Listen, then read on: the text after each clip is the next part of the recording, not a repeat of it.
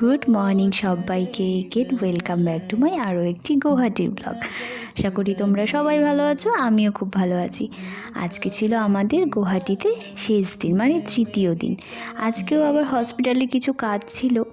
আজকে রোদটা যেন খুবই হালকা উঠেছিল আর খুব ঠান্ডাও পড়েছিল। আসলে 25শে ডিসেম্বর চলে এসছে না, আর 25শে ডিসেম্বর মানেই তো জাকিয়ে শীত পড়া।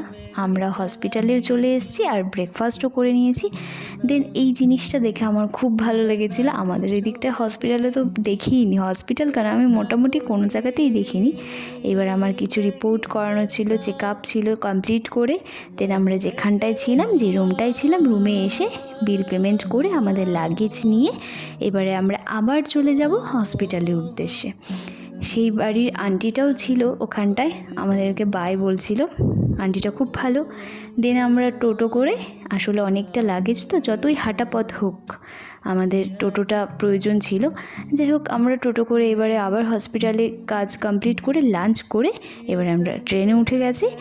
দেন এই যে এই মুহূর্তটা, আমার তো আজ এখন আমি ভিডিওতেও দেখে মানে ফিল করতে পারছি ব্যাপারটা, এত সুন্দর লাগছিল।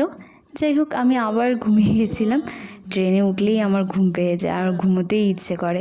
আমরা আবার নেমে গেছি, আলিপুরদুয়ার চলে এসেছি, আলিপুরদুয়ার জংশন। আজকের মতো ব্লগটা এই পর্যন্ত। সবাই ভালো থেকো,